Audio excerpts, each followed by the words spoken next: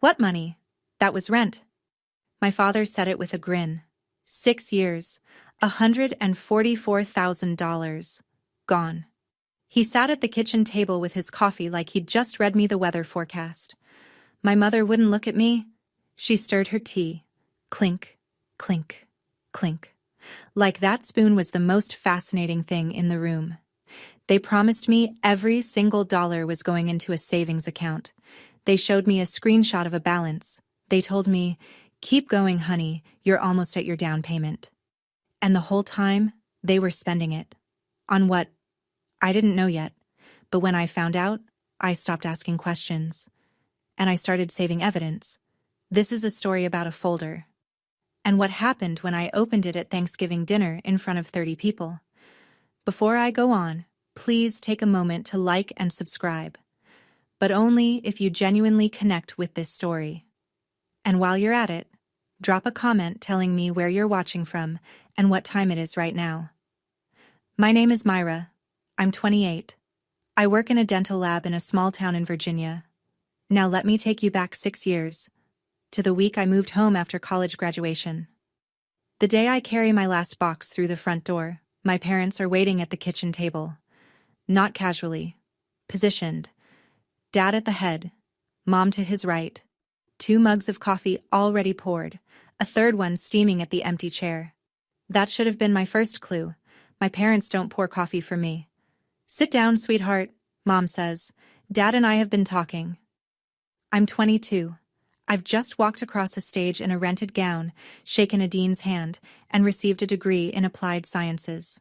Starting Monday, I have a job at a dental lab 14 minutes from this house. Salary, $42,000 a year before taxes. Not a fortune, but real. Dad clears his throat. "Here's the deal. You live here. Save money. Pay us $2,000 a month. And we put every penny into a savings account in your name. 3, 4 years. You've got a down payment. You're buying a house before any of your friends. $2,000 a month. $24,000 a year.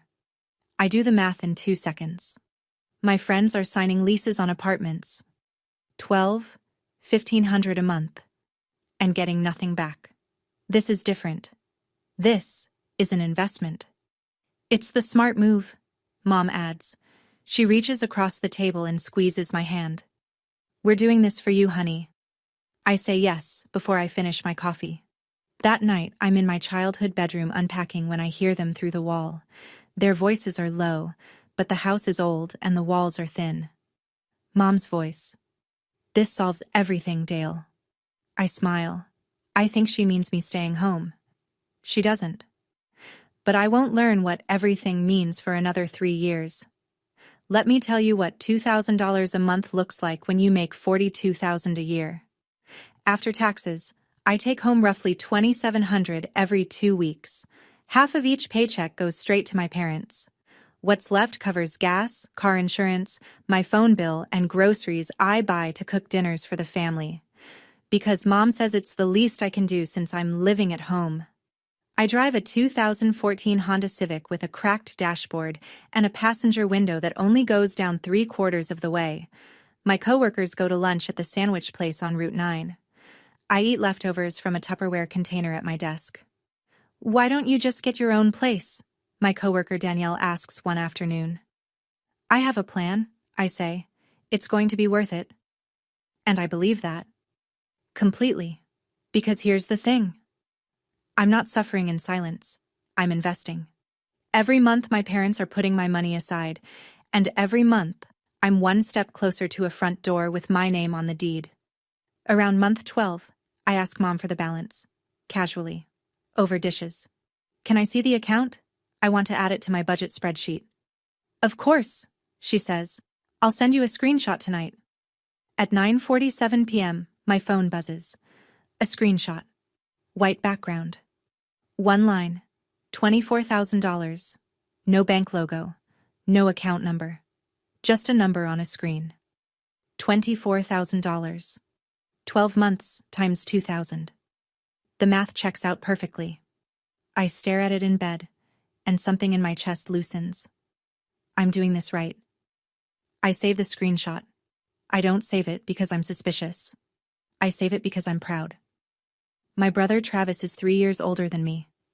Electrician. Married his high school girlfriend Jenna at 24. They have a daughter now, Lily, 3 years old, red curls, laughs at everything. Travis lived in this house until he was 25, 4 years after high school. He never paid $1 of rent. Not once. When I bring this up at dinner one night, not angry, just curious, Dad sets his fork down like I've insulted him. Travis had different circumstances. He was saving for a wedding. I'm saving for a house, I say. That's different. How? Mom cuts in before Dad answers. Don't compare yourself to your brother, Myra. This is about your future. I let it go. I always let it go. 2 months later, Travis and Jenna close on a house. 3 bedrooms, 2 baths, half-acre lot in the newer subdivision off Miller Road. Listed at $260,000. Down payment, $52,000. Everyone at Sunday dinner congratulates them.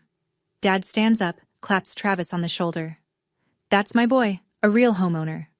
I smile, I clap. I say the right things. But in the car on the way to the pharmacy that evening, a thought scratches at me and won't stop. Travis makes decent money as an electrician, sure. But Jenna was part-time at the daycare center. They had a baby. They had a wedding to pay off. $52,000 for a down payment.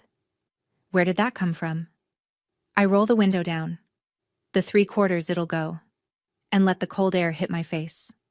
I don't have an answer yet. But the question starts living in me like a low hum I can't turn off. Year 3. I've paid $72,000. I ask Mom for the account number. Not the balance. The account number. I want to set up my own online access. We're standing in the kitchen. She's wiping down the counter. She doesn't look up. It's a joint account under Dad's name. You can't access it separately. Can I at least see the statements? Of course, I'll send you one tonight. Tonight comes and goes. I wait a week. Then I text her. Hey Mom, still waiting on that statement. No rush, just want it for my records. So sorry, honey. Been swamped at work.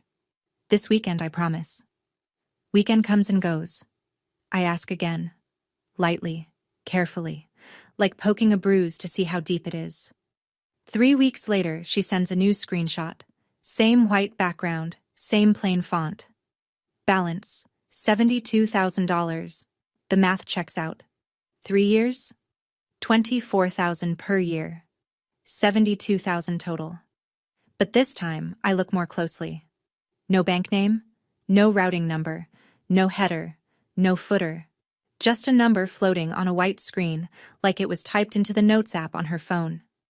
I zoom in. The font spacing is slightly uneven. My stomach does something strange. Not a lurch. More like a flinch. I sit on my bed and stare at the screenshot for 11 minutes. I know because I check the time when I start and when I stop.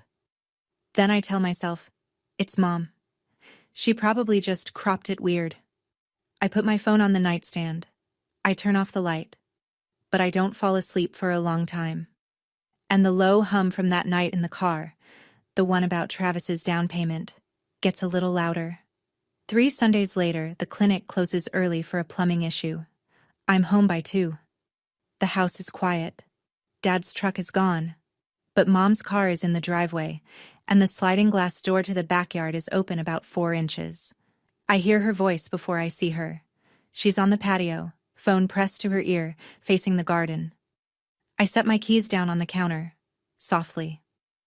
Covered most of Travis's down payment, she says. She doesn't know. And Dale thinks we can keep this going another 2 years, pay off the rest of the business loans. My hand freezes on the countertop. A voice on the other end, tinny through the speaker, says something I can't make out. Then Mom again. Ruth, relax. She'll get her money eventually, when Dale's business picks up. Aunt Ruth, Mom's younger sister, the retired accountant. I hear Ruth's voice now, clearer. Connie, that's not right. You told her it was a savings account. It will be. Eventually. Just don't say anything. I don't move. I don't breathe wrong. I stand behind the kitchen island with my hand flat on the granite and feel my heartbeat in my fingertips. 52,000. Travis's down payment, my money, and the rest of the business loans. Dad's plumbing company, the one he swore was doing fine. I go to my room. I close the door without a sound. I sit on the edge of my bed. I look at my hands. Then I open my phone. I take a screenshot of the date and time, Sunday, October 15th, 2:07 p.m. I don't scream. I don't cry. I start a folder. That night, I lock my bedroom door and open the calculator app. 3 years paid. $72,000 gone. If I keep going 2 more years the way Dad wants. Another $48,000. Total, $120,000. Gone into a business I was never told was failing. Gone into a house I'll never live in. Gone. I run the scenarios. If I confront them now, they'll deny it. Mom will cry. Dad will get loud. They'll say I misheard. They might even delete the texts, wipe the emails, claim the screenshots were estimates or projections. And it'll be my word against theirs. If I walk away, just stop paying and move out, I lose everything I've already put in. $72,000. No legal standing, no paper trail, just a bitter daughter with a story nobody can verify. But if I stay, if I keep paying, if I make them keep talking, keep texting, keep emailing, keep leaving voicemails, every message becomes a line in a ledger they don't know I'm keeping. I open Google Drive. I create a new folder. I name it Home Fund Docs. The first thing I upload is the screenshot from tonight. The date, the time, the moment I found out. Then I go back through my texts. Every message where Mom mentions savings. Every email where Dad says, the account. Screenshot. Upload. Screenshot. Upload. 14 items by midnight. I close the laptop. I brush my teeth. I look at myself in the bathroom mirror for a long time. I'm not staying because I'm afraid to leave. I'm staying because I need them to keep lying. On the record. Tomorrow morning, I'll hand Mom the check like I always do. $2,000. She'll smile. She'll say thank you. And she won't know it's the first payment in a very different kind of account. I become very careful about how I ask questions. Never in person. Never where the answer disappears into the air. Always by text. Always by email. Always in words that stay. A week after the phone call, I send Mom a message. Hey Mom, just checking. The savings account is still at the same bank, right? I want to include it in my budget spreadsheet. 3 dots. Then, yes, honey, everything's growing nicely. Dad and I are so proud of how responsible you are. Screenshot. Upload. 2 months later, I email Dad. He's old school. Checks email for his plumbing business. Doesn't text much. I keep it casual. Dad, when do you think I'll be able to access the savings? I'm starting to browse house listings just to get a feel for the market. His reply comes the next evening. Give it another year or 2. The interest is good. Don't rush it. You'll thank us later. Screenshot. Upload. I never ask a question I don't already know the answer to. I just need them to put their answer in writing. Every 2 or 3 months, I find a new angle. Should I start looking at fixed-rate mortgages? Do you think $72,000 is enough for a down payment in this market? Should I start talking to a realtor? Every time they respond, every time they reference the savings. The account. Your money. And every time, I save it. Mom even sends a heart emoji once. Your future home fund is looking great, sweetheart. I stare at that text for a long time. Your future home fund. 5 words. Typed by her thumb, time-stamped by her phone. She has no idea she just wrote a line in my evidence folder. I close the app and go cook dinner for the family. Like always. Year 4, a Tuesday in March. I'm at the lab, hands gloved, bent over a dental mold when my phone vibrates in my coat pocket. I can't pick up. Mom leaves a voicemail. I don't listen to it until lunch. I sit in my car in the parking lot, windows up, engine off, and press play. Hey, sweetie, just wanted to let you know, I moved some of your savings into a different fund. Better rate. I'll explain when you get home. Love you. I replay it. 3 times. Your savings. Her voice. Her words. Recorded. Time-stamped. Stored on my carrier's servers. I save the voicemail. Then I back it up to my cloud. Then I email the audio file to myself. 3 copies. 3 locations. That night, Mom explains at the dinner table. I moved your money into a higher yield account. It's earning more now. Dad nods along like he's been briefed. That sounds great, I say. Thanks for staying on top of it. Of course, baby. That's what parents are for. I smile. I chew my pot roast. I ask for seconds. Inside, I'm cataloging. She said, your savings in a voicemail. She said, your money at the dinner table. Dad nodded. Both of them. Same room, same story, same lie. After dinner, I go to my room and open the Google Drive folder. 14 screenshots, 3 email threads, and now 1 voicemail. 18 pieces, and counting. I lie in bed and think about something Aunt Ruth said on the phone that Sunday. That's not right, Connie. Ruth knows. Ruth disapproves. Ruth told Mom to stop. But Ruth is Mom's sister. Blood runs thick in this family. The question is, how thick?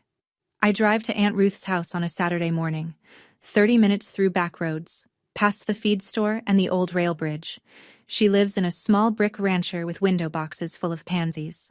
She opens the door before I knock, like she's been expecting me. Kitchen, she says. I just made coffee. We sit across from each other at her little Formica table. She's 52. Retired early. Bad knees. Worse back. 26 years as a county accountant. She knows what money looks like when it's been moved around. I don't ease into it. Aunt Ruth, I need to ask you something, and I need the truth. She looks at me for a long time. Her coffee steams between her hands. You heard us on the phone that Sunday, didn't you?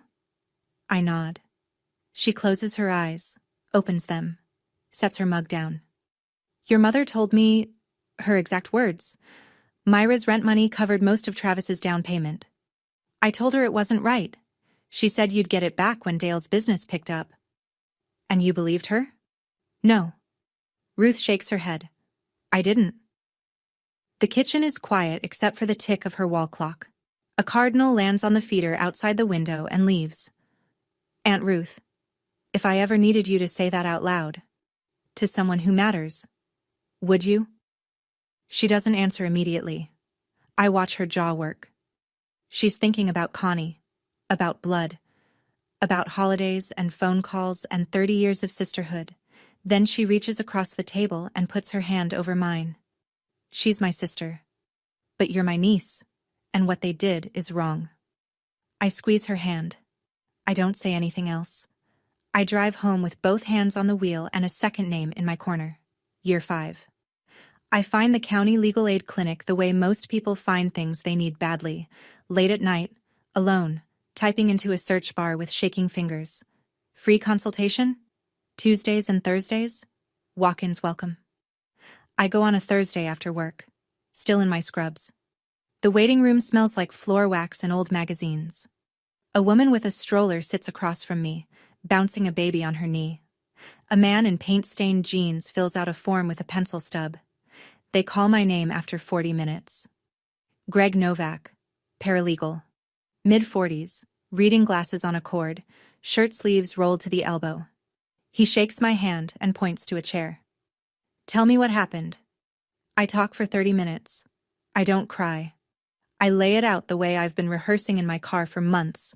Facts, dates, dollar amounts. Then I open my phone and show him the folder. He scrolls. Slowly. His face doesn't change, but his scrolling slows down the deeper he gets. How many pieces of evidence do you have? 22. Texts, emails, 1 voicemail, and a witness. He takes his glasses off and looks at me. This isn't just a verbal promise, Myra. You have corroborating written and recorded evidence. In Virginia, this could qualify as promissory estoppel. They made a clear promise. You relied on it. You suffered financially because of that reliance, and they knew you were relying on it. So I have a case? You have a strong case, but $144,000? If you go the full 6 years, that's above small claims. You'd need to file in circuit court. We can connect you with a pro bono attorney. I nod. My hands aren't shaking anymore. I want to wait, I say. Until I've paid the full 6 years. I want the number to be final. Greg studies me, then nods. Smart, but keep saving every piece. I walk out into the parking lot. The sun is going down behind the courthouse. I sit in my Civic and grip the steering wheel. For the first time in 3 years, I feel something other than anger. I feel ready. Year 6. October. The final payment clears. 72 months. $144,000. That same week, Mom sends a group text to the entire family. Thanksgiving at our place this year.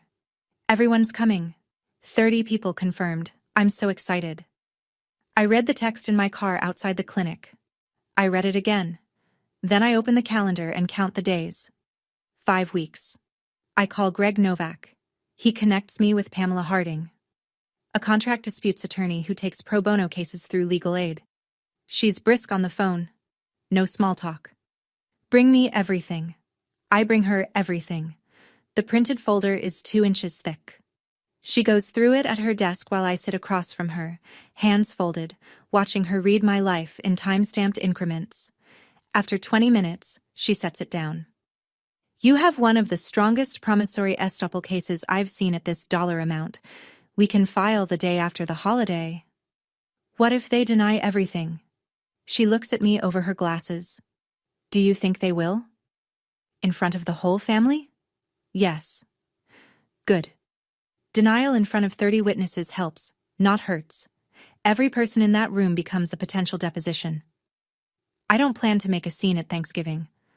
I plan to ask one question, one last time, in front of people who can hear the answer. If they tell the truth, we handle it as family. If they lie, I handle it in court. The week before Thanksgiving, I go to the office supply store on Route 9 and buy a manila folder.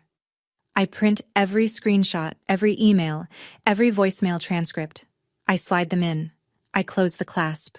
It weighs almost nothing. It holds everything. Thanksgiving Day. 2 o'clock. I pull up to the house and park behind a row of cars that stretches past the mailbox.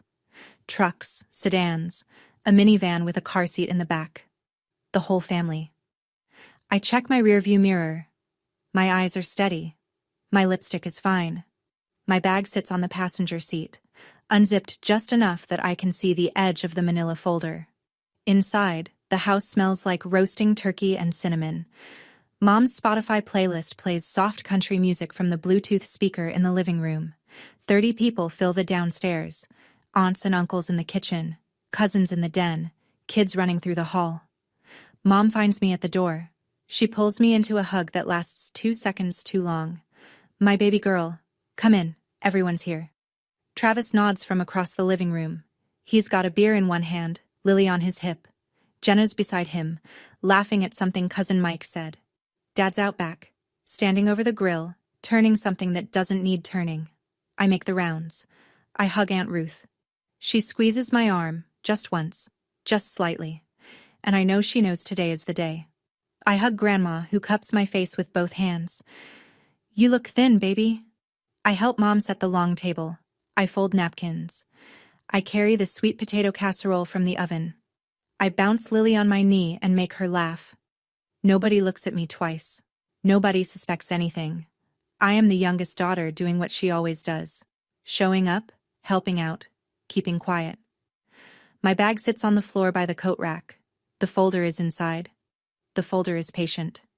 So am I. After the main course, Dad stands. He picks up his glass of sweet tea and taps it with a fork.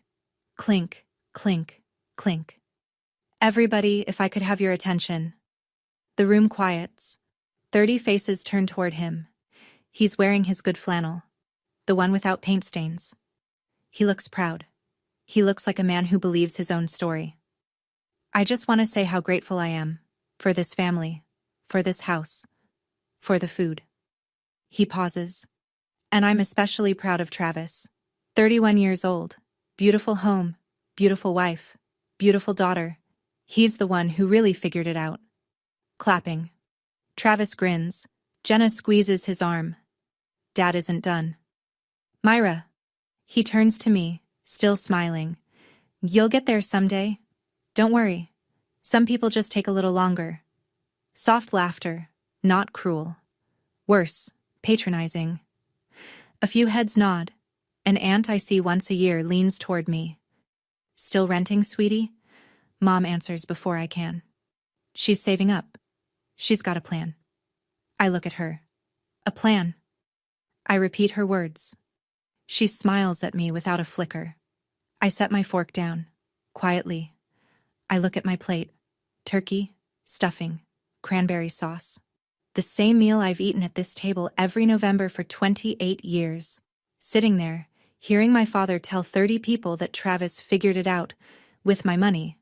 I think, does he actually believe this? Or does he just need to say it out loud so it becomes true? If you've ever sat at a family table and been made into the cautionary tale while the person who benefited from you got the toast, you know exactly what this feels like. What would you have done? Tell me in the comments. I reach for my bag. I wait for the applause to settle, for forks to resume, for attention to scatter. Then I speak. Not loud. Just clear enough for the table to hear. Dad, since we're all here, I found a house I want to buy. He looks up, still riding the glow of his toast. I'd like to start the process of withdrawing from the savings account. The one you and Mom have been managing for me. 6 years. $144,000. The room shifts. Not dramatically. Just. A few forks pause. A few heads turn. Dad looks at Mom. Mom looks at her plate. What savings account? He says. The one I've been paying $2,000 a month into. For 6 years. He stares at me. Then he laughs. Not nervous. Genuine. Like I've told a joke he finds truly funny. Myra, that was rent. You lived in our house. That was rent. The word lands in the center of the table like a dropped plate. You told me it was going into savings, I say. I don't know what you're talking about. Mom's voice, small. Dale's right. It was just rent, honey. I look at her. She's stirring her iced tea again. Clink. Clink.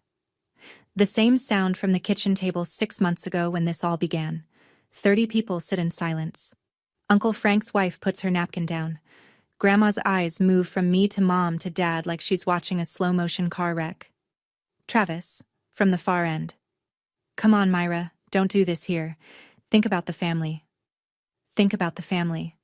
The family that spent my money. The family that lied about it. The family that just laughed at me. I don't answer Travis. I reach into my bag. I place the manila folder on the table, right between the gravy boat and the cranberry sauce. I don't slam it. I don't throw it. I set it down the way you'd set down a hymnal in church. I didn't want to do this here, I say, but you just denied everything in front of our entire family, so let me show them what I have. I open the folder. The first page is a printed text message. I hold it up so the table can see. This is a text from you, Mom. March 15th, year 2. I asked about the savings account. You replied, and I quote, "Everything's growing nicely." Mom's lips part. No sound comes out. I turn to the second page. This is an email from you, Dad. October 8th, year 3. I asked when I could access the savings. You wrote, "Give it another year or two. The interest is good." Dad's grin is gone. His face has gone a color I've never seen before. Not red, not white. Something between, like a man watching a locked door swing open. I pull out the third page. And this is a transcript of a voicemail from you, Mom. You said, and I have the audio, I moved some of your savings into a different fund. Nobody moves. The Spotify playlist has cycled to some soft guitar song that nobody hears. Uncle Frank leans forward. Cousin Mike sets his beer down. Grandma's hands are flat on the table. Mom's eyes are locked on the folder. Her face has gone white. Not pink white. White. The color of someone watching their own handwriting on a page they never expected to see again. "Where did you get that?" she whispers. "From you," I say. "All of you. You just didn't think I was paying attention." The room fractures. Connie's hand goes to her mouth. Her eyes fill up. Right on cue. "You're tearing this family apart, Myra. On Thanksgiving. How could you?" Before I can respond, Grandma's voice cuts from the end of the table. Low, steady, 80 years of authority in 4 words. "Connie, let the girl talk." Dad stands. His chair scrapes the hardwood. "This is ridiculous. She lived here. She ate our food. $2,000 a month is fair rent anywhere." Uncle Frank doesn't look up from his plate. "Dale, $2,000 a month for a bedroom in this town? That's more than my mortgage." Aunt Linda, Frank's wife, nods. Cousin Mike crosses his arms. The room is choosing sides without saying a word. Dad jabs a finger toward me. "You're ungrateful. After everything we did for you. You used her money for Travis's house." It's Aunt Ruth. She says it from the kitchen doorway, arms folded, voice flat as a tax return. "Connie told me herself, down to the dollar." Mom spins toward her sister. "Ruth." "Don't Ruth me, Connie. I told you 2 years ago it wasn't right." The room goes silent again. Jenna, Travis's wife, turns to look at him. Her face is open, confused, like she's hearing a language she doesn't speak. "Travis," Jenna says, "is that true?" He doesn't answer. He picks up his beer, puts it down, picks it up again. "Your down payment," Jenna says, slower. "The $52,000. That was Myra's money?" Travis looks at the ceiling. "It's complicated." It's not complicated. It's simple arithmetic and a lie that just ran out of room. Jenna's jaw tightens. She stands up from the table. Lily starts to fuss. The family hasn't eaten dessert yet. They won't. I close the folder. I stand. The room watches me the way a room watches someone who's about to walk out of a church in the middle of a sermon. Not angry, not cheering, just witnessing. "I didn't come here to fight," I say. "I came here to give you one last chance to do the right thing." I look at Dad, then Mom. "Give me a repayment plan, a real one, on paper, with dates and amounts, and we handle this as family. No lawyers, no courts." Dad's neck is red. His hands are flat on the table. He's breathing through his nose. "You're not getting a dime," he says. "You want to sue your own parents? Go ahead. Sue me." The words hang in the room like smoke. I look at him for 3 seconds. I nod. "Okay." I turn to the room. "I'm sorry to everyone here for this. You didn't deserve to spend your Thanksgiving this way. But I spent 6 years being lied to, and I wasn't going to spend another minute." I pick up the folder. I pick up my bag. I'm halfway to the door when Grandma's voice reaches me. "Myra, honey." I stop. I turn. She's still sitting. Her hands are still flat on the table. Her eyes are wet, but her jaw is set. "I believe you." 3 words. From the woman who held this family together for 50 years. I nod. I don't trust my voice, so I just nod. I walk out the front door. The screen bangs shut behind me. The November air hits my face and I realize my cheeks are dry. I didn't cry. Not once. In my rearview mirror, I see Mom on the porch. Then Aunt Ruth behind her, bending down, picking up pages that have scattered from the folder Dad threw after me. I drive home, both hands on the wheel. No music. It's done. The next part is for the court. Monday morning, 9 a.m. I call Pamela Harding from the dental lab parking lot before clocking in. He told me to sue him, in front of 30 people. Silence on the line, then a short exhale that might be a laugh. Then let's not disappoint him. We file Thursday. Promissory estoppel and unjust enrichment. Plaintiff, Myra J. Morrison. Defendants: Dale R. Morrison and Constance L. Morrison. Amount sought: $144,000. Filed in the Circuit Court of Augusta County, Virginia. I sign the documents at Pamela's desk. My handwriting is even. My hand is steady. The pen is a cheap ballpoint from a mug on her desk, and I think, this pen is worth more than every lie they ever told me. The summons is served to my parents' address the following Tuesday. Dad has to sign for it. I know this because the process server confirms it by email. Received by Dale R. Morrison, 11:42 a.m. at the front door. That evening, my phone lights up. 11 missed calls from Mom, 3 from Travis, 0 from Dad. I don't return any of them. Instead, I send one text. To Mom. Short. All communication regarding this matter goes through my attorney from now on. Her name is Pamela Harding. I love you. But I'm done being your savings account. 3 dots appear. Disappear. Appear again. Then nothing. I put my phone on the nightstand. I make a sandwich. I eat it standing at the counter in the apartment I moved into 2 weeks earlier. A 1-bedroom on Elm Street, $900 a month. No roommates, no lies, and a deadbolt I chose myself.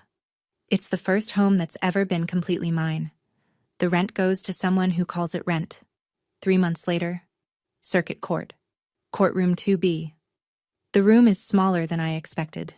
Wood paneling, fluorescent lights, an American flag hanging slightly crooked behind the bench. I sit on the right side with Pamela. I'm wearing a gray blazer I bought at the thrift store on Route 11 and the only pair of dress shoes I own. My parents sit on the left with their attorney, a man named Garrett Webb, mid-50s, hired on credit. Mom is in a blue dress I've seen at every family funeral for the past decade. Dad is in a sport coat that doesn't quite fit. Pamela presents the evidence methodically. The texts, printed, highlighted, dated. The emails, same. The voicemail, played through a small speaker. The judge listens with his hand under his chin. Ruth's sworn affidavit is entered into the record. So is Grandma's written statement confirming she heard Dale refer to the payments as savings at multiple family dinners. Garrett Webb makes his case. It was rent, a reasonable amount for room and board in the area. The judge turns to Dad. Mr. Morrison, did you ever use the words savings account when referring to your daughter's payments? Dad shifts in his seat. I might have, but it was just a figure of speech. A figure of speech. For 6 years. In text messages, in emails, on a voicemail. Dad says nothing. The judge turns to Mom. Mrs. Morrison, did you send your daughter a screenshot purporting to show a savings account balance? Mom's voice is barely audible. I was just trying to encourage her. You fabricated a financial document to encourage your daughter to continue paying you $2,000 a month. It isn't a question, but Connie nods anyway, slowly, like a woman who just realized the trapdoor was always under her feet. The judge picks up his pen. I'll issue my ruling in 2 weeks. 14 days. I don't sleep well for any of them. I work, I eat. I drive to the lab and back. I clean my apartment twice. I reorganize my kitchen cabinets by height. On a Tuesday afternoon, Pamela calls. We won, Myra, full amount. I'm sitting in my car outside the clinic. The engine is off. A sparrow is hopping across the parking lot. Full amount, I repeat. $144,000. The judge found clear evidence of promissory estoppel. Repayment ordered in monthly installments. $3,000 a month over 48 months. If they miss a payment, the court can enforce through wage garnishment or place a lien on their property. $3,000 a month. For 4 years. More than I ever paid them. Myra, you there? I'm here. You did the right thing. And you did it the right way. I hang up. I sit in the car for a long time. The sparrow is gone. Then I cry. Not the way I expected. Not triumph. Not relief. It's a strange, heavy cry, the kind that comes when something is finally over and you realize how long you were holding your breath. 6 years, $144,000, 22 pieces of evidence, 1 folder, 1 ruling. I call Aunt Ruth. She picks up on the first ring. We won, I say. She's quiet for a moment. Then, you didn't need me, honey. You had yourself. I needed you too. Well, she says, I'm glad I picked up the phone. I don't call Mom. I don't call Dad. I don't call Travis. I drive home to my apartment. I put the ruling letter on the refrigerator, under a magnet shaped like the state of Virginia. Then I make dinner. Just for one. And it's enough. Here's what happens when you lie to your daughter in a small town and lose in court. People talk. Not because they're cruel, because they know you. They know your truck. They know your pew at First Baptist. They know you fixed their water heater last March and charged $40 over the estimate. Within a month, Dale's plumbing business starts bleeding. Not fast, slow, the way a faucet drips when the washer's shot. Mrs. Kimball on Oak Street calls someone else for her bathroom remodel. The Turners go with a company out of Staunton for their new construction. Old Jean at the hardware store stops sending referrals. Nobody says why. They don't have to. Everyone was at Thanksgiving or knows someone who was. At church, Connie sits in the same pew, but the women who used to save her a seat don't anymore. They smile. They nod. They just don't scoot over. Grandma calls Connie once. You lied to that girl for 6 years, Connie, your own child. Then she stops calling. The Saturday lunches stop. The Sunday drop-bys stop. 80 years old. And she's done pretending. And then, there's Travis. Jenna doesn't leave him. But something shifts in their house on Miller Road. The house built on my payments. She takes over the finances. Opens a joint checking account. Insists on seeing every statement. Travis, for the first time in his marriage, doesn't control the money. You knew, she told him that Thanksgiving night. I didn't hear it. Ruth told me later. You knew, and you let me think we earned it. Travis didn't have an answer. Some things don't have one. Dale loses about 30% of his business over the next quarter. That's roughly $16,000 in revenue. He lets go of his part-time helper, a kid named Danny who'd been with him 2 summers. Consequences don't always roar. Sometimes they just quietly rearrange the furniture. The first payment arrives on the 15th of the month. Direct deposit, $3,000. I'm at the kitchen table in my apartment eating cereal before work when my phone buzzes with the bank notification. I stare at the number. $3,000. From Dale R. Morrison, the same man who laughed in my face. I set the phone down and finish my cereal. I wash the bowl. I dry it. I put it back in the cabinet. Then I pick the phone up again and look at the number one more time. This is the first honest money from my parents in 6 years. Here's what I know about how they're paying it. Aunt Ruth tells me some of it. The rest I piece together from the quiet channels of a small town. Dad sold his Ford F-250. The truck he bought new 3 years ago, the one with the toolboxes in the bed. Replaced it with a used F-150, 8 years old, 90,000 miles. Saved about $15,000 on the trade. Mom went full-time at the insurance office. First time in 20 years she's worked 40 hours a week. She comes home tired now, Ruth says. Goes to bed early. Travis offered to help cover the payments. Dad told him no. This is between me and your sister. Between me and your sister. Not between me and the court. Not between me and the mistake I made. Between me and your sister. Like it's a disagreement. Like it's a difference of opinion. He still can't say what it really was. But the money arrives. Every month. On the 15th. $3,000. 48 months total. I don't spend it. I put every dollar into a savings account. A real one. At a real bank. With my name on it and a routing number I can see anytime I want. Nobody manages it but me. 2 months after the ruling, I find an envelope in my mailbox. White. Handwritten.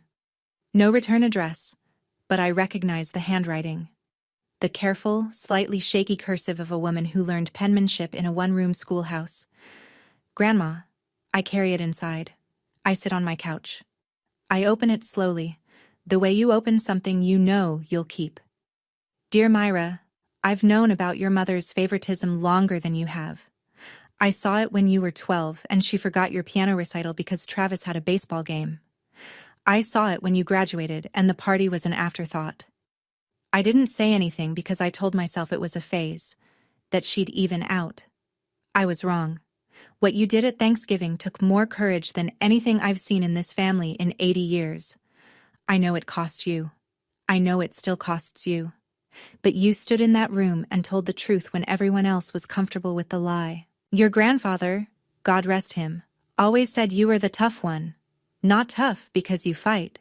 Tough because you know when to. I'm sorry I didn't speak sooner. I should have. That's on me. Love always, Grandma. I read it 3 times. The 3rd time, the words blur because my eyes won't stay dry. She knew. She always knew.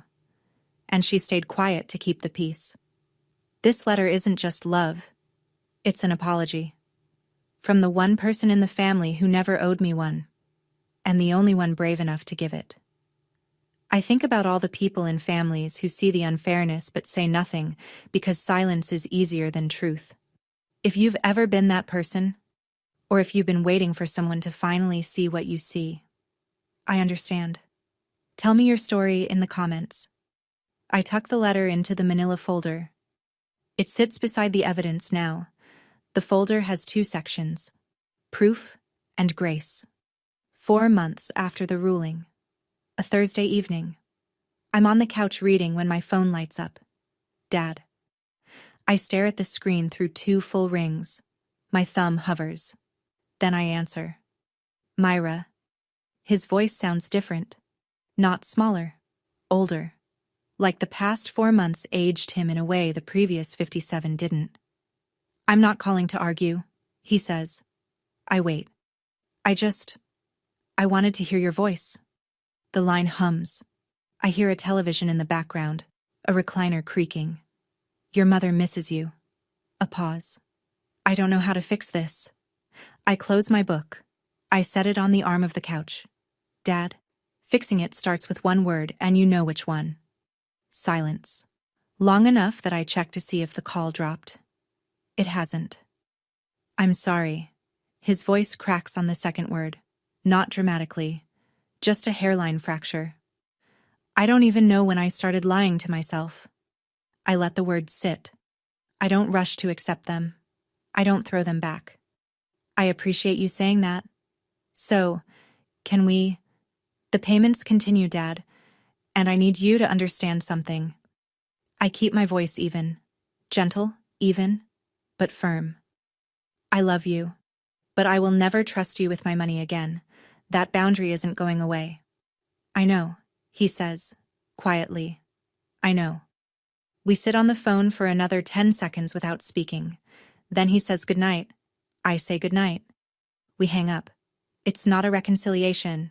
It's not a Hallmark ending. It's a 57-year-old man calling his daughter because her absence hurts more than his pride. And a 28-year-old woman letting him speak without letting him off the hook. It's what family looks like when you strip away the lies and see what's left. Sometimes what's left isn't much, but it's honest. So here's where I am now. I'm 28. I live in a 1-bedroom apartment on Elm Street. $900 a month. I picked the paint color myself. A pale blue that catches the morning light. Every month, $3,000 arrives in my bank account. My real bank account. With a routing number and a login and a balance I can check at 3 in the morning if I want to. I'm saving for a house. My house. On my timeline, in my name. My relationship with my parents exists. Barely. I call once a month. We talk about the weather, about Grandma's knees, about nothing that matters. We don't talk about the money. We don't talk about Thanksgiving. That conversation goes through Pamela now. Travis and I don't speak. Jenna sends me photos of Lily sometimes. At the playground, in a tutu, eating spaghetti with both hands. She always captions them. She asks about Aunt Myra. I see Aunt Ruth every Sunday. We eat lunch at her kitchen table. She makes soup. I bring bread. We don't always talk about what happened. Sometimes we just sit. I keep the manila folder in my closet. The evidence. Grandma's letter. The court ruling. I don't look at it often, but I know it's there. And knowing it's there is enough. If you're listening to this and you recognize any of it, the payments that never added up, the sibling who got more, the parent who said trust me one too many times, I want to tell you something. Setting a boundary with your family doesn't make you a bad daughter.